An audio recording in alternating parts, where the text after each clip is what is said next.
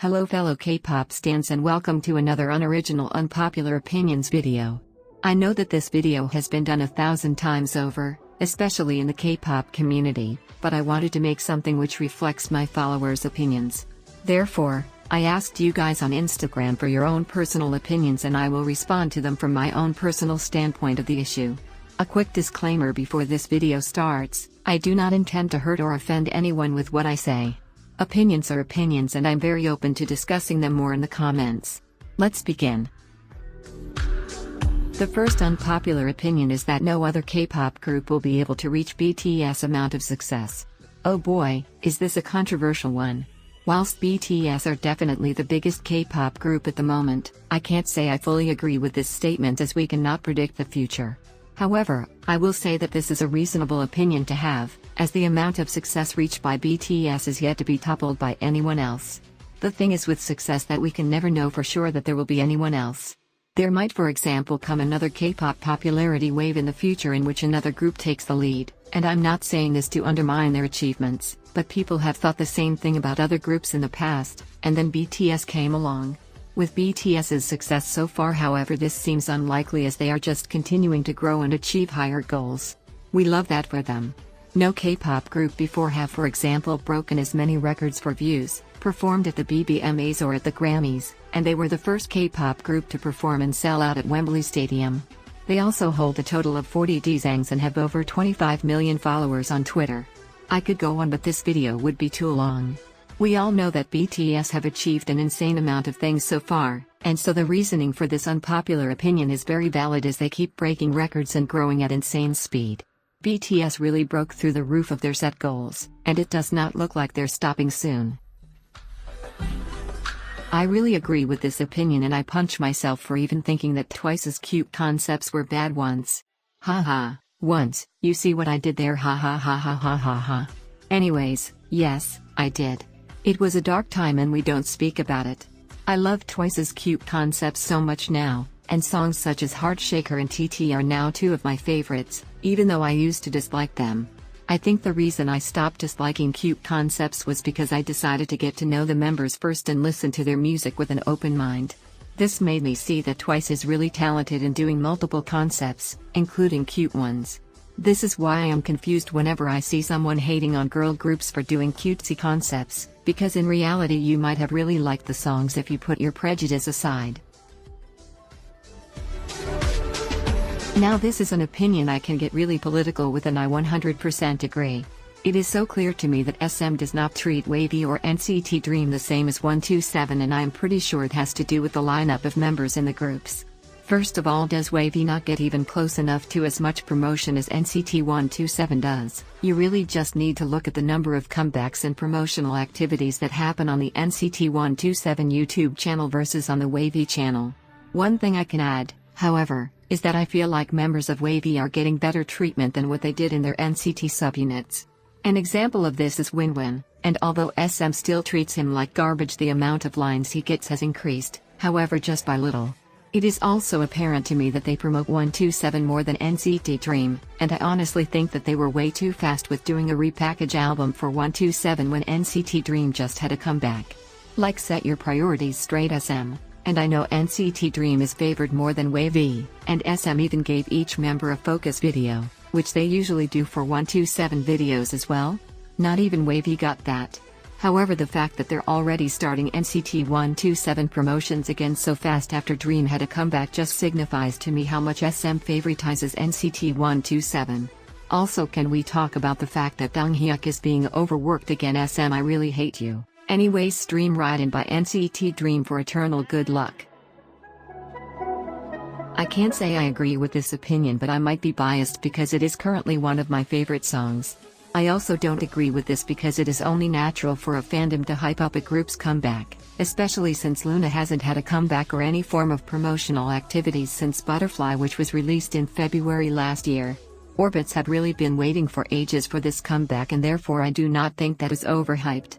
Considering what the group went through with Blockberry Creative, such as scandals from their parent company and most probably being in debt, it is only normal that their fandom, and even people from outside the fandom, would hype this comeback up.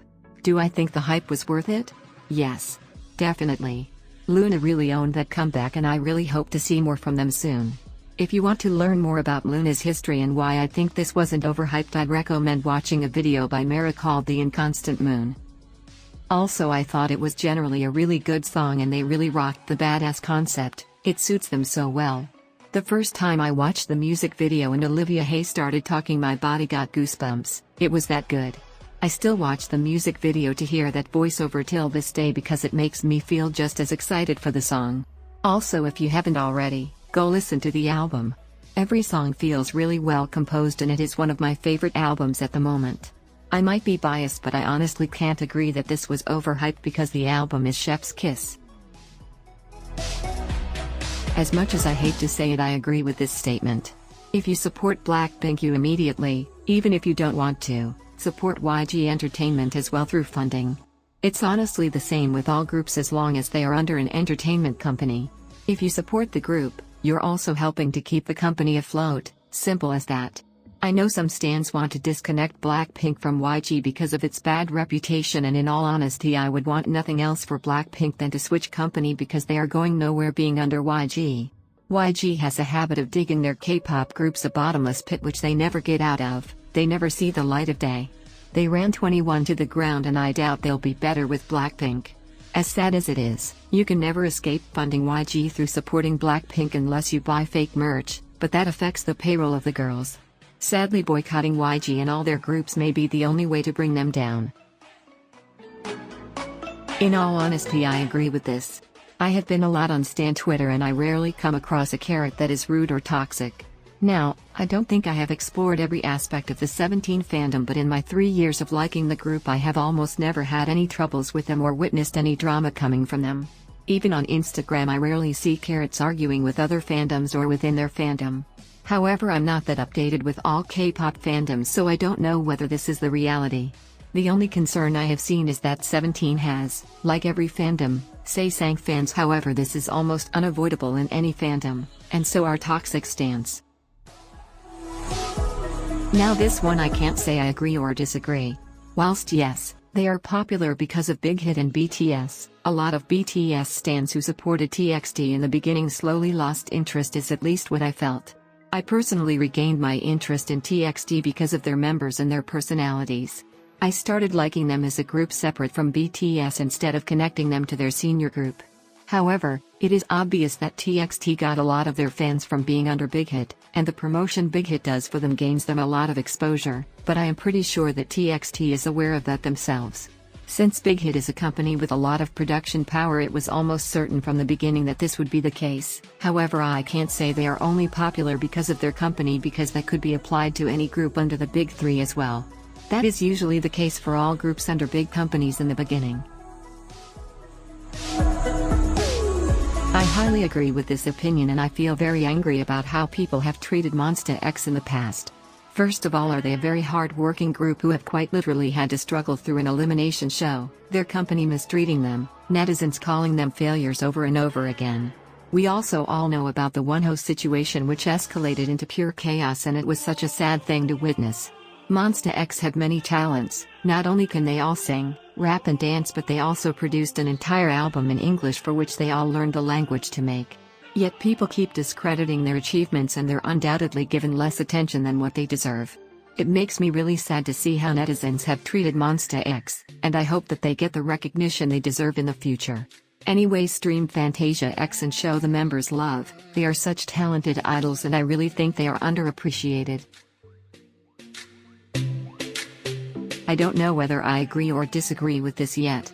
Whilst I somewhat agree, I can also see that Big Hit definitely has the same or at least close to the same influence, promotional power and conceptual integrity as the big three companies. Even though Big Hit might not be seen as one of the big 3 or 4 because they have only debuted 2 groups, I think they are well on their way to becoming part of the gang. Big Hit has, through their years with BTS and now TXT, earned a big presence within the abundance of K-pop entertainment companies. I think, however, that the discussion of the big 3 or big 4 is very interesting, as there are points on both sides of the argument. I would love to hear what you guys think in the comments below. I have to say I agree with this. In my opinion, it's fairly obvious that Cube is letting Soyeon shine in terms of intro stages and lines in songs, and it kind of seems like they're making their next group to solo artist, as controversial as that may sound. I would like to see the other members, such as Shuhwa, get more lines and personal stages. I think all members of G-Idol have such unique voices and talents, and I would love to see the other members in center position more too. Soyeon is also very talented, and I'm not saying she deserves less than what she has. I would just like to see some variety to make their group more balanced and equal in terms of group presence. Thank you for watching. If you have anything you want to discuss, please leave a comment down below. Maybe even leave some unpopular opinions of your own and I could respond to more in the future. If anything in this hurt or offended you, please don't cry, I don't want to hurt anyone. Okay, bye.